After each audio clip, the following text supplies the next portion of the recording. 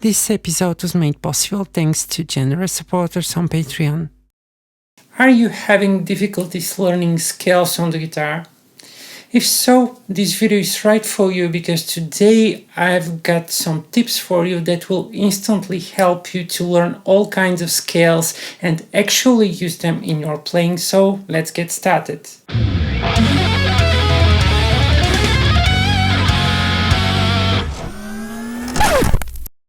Probably the most popular way to learn scales nowadays is to go online, find some of these fingerboard patterns that are available everywhere and to start memorizing these patterns. Then you get a backing track and you decide to improvise and your solo sounds something like this.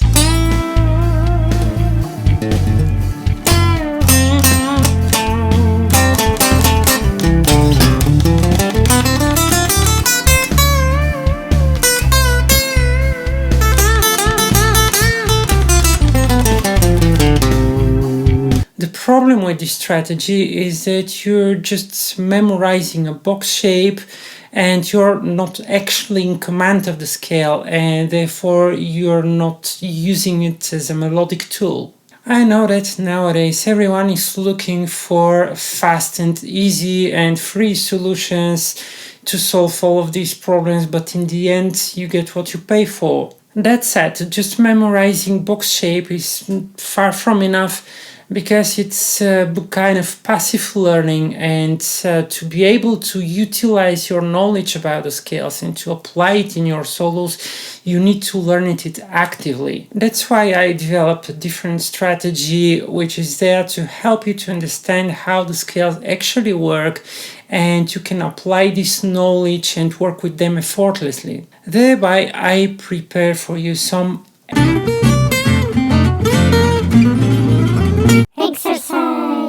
The best way to understand a scale is to understand its matrix and to be able to visualize it in all kinds of scenarios. That's why we approach the scale learning by using 4 basic shapes and concepts, and this will help you to develop the scales in your own way. And the first of them is to play the given scale on a single string like that.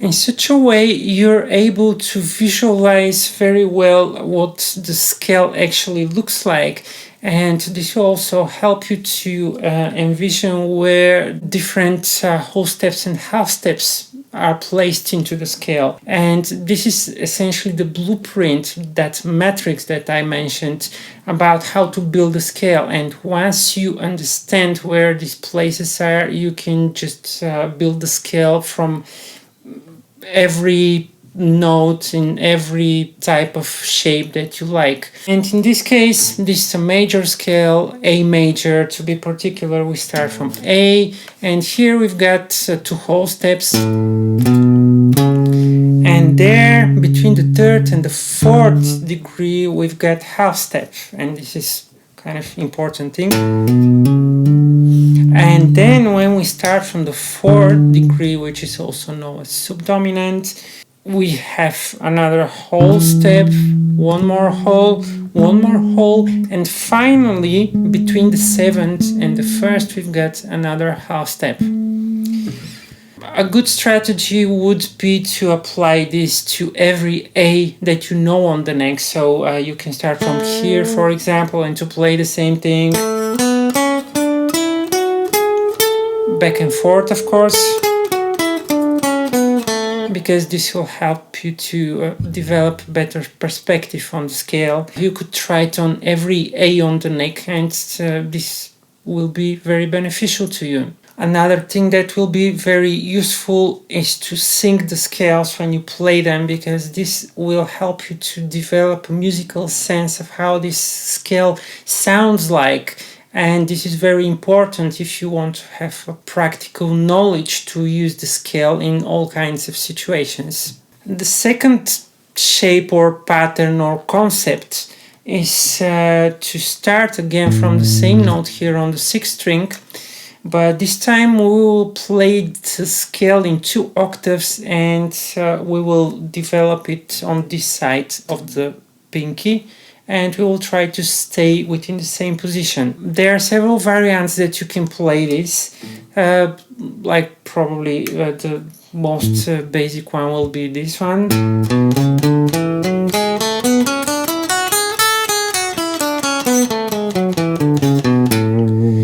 Now, in such a way, you will discover the scale yourself, and this is very important to building up the knowledge about the scale.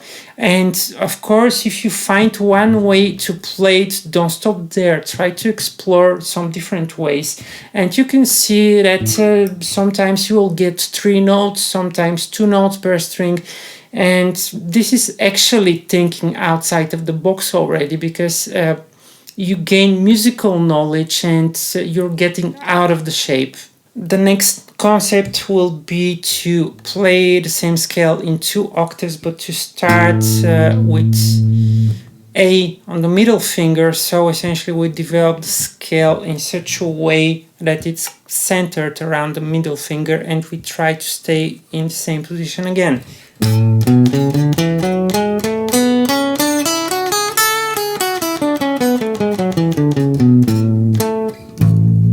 The last variant is something that probably you're the most familiar with, and this is sort of 3 notes per string pattern that everybody plays. And you can even add 2 more notes if you feel like.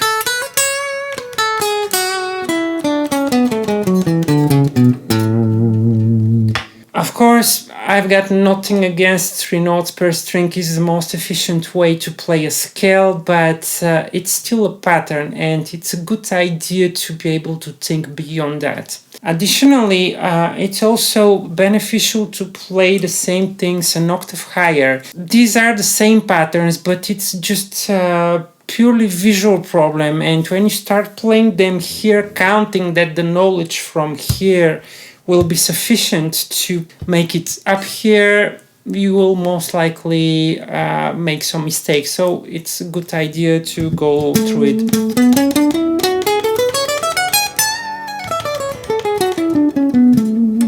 When we do this and also the scale on single string, finally we covered almost the entire neck, and there is a small spot around here. And what we can do about that is to play the same scale starting from A on the 5th string and develop it all the way up to the 1st string, to the note that would sound stable. In this case it will be E. It's the 5th degree in the scale.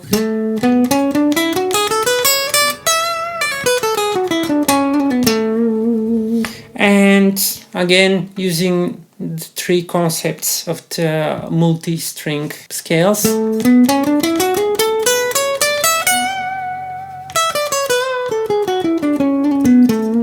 And finally 3 notes per string again. This one you can go all the way up to the 2nd octave here. And of course it's a good idea to do some back and forth movements inside the scale, and some wiggly, as Matthias Eklund says, around the scale, because this will help you to develop more command of the scale, and you will feel more comfortable in it. When you do that, essentially you develop the scale across the entire neck, and you know it well, and you know it practically, and you're using it outside of the box shape, and you're ready to rock. So that's everything for today's episode. I hope you find it useful. Thanks for watching, and please give it a like and let me know in the comments below which was the first scale that you ever learned on the guitar. And if you like my work, consider supporting me on Patreon on the links down in the description, where you can get all kinds of interesting materials like tabs, audio downloads, exclusive materials, and the membership starts as low as $3 per month. And now you can also support the channel by using the YouTube membership program by clicking the join button below the video. And in case you prefer to support me by a single donation, you can do so on the PayPal me link down in the description. If you're a first time viewer, please subscribe to my channel and click that bell notification button down there to get informed when I upload new video. See you next time, and remember, practice makes perfect.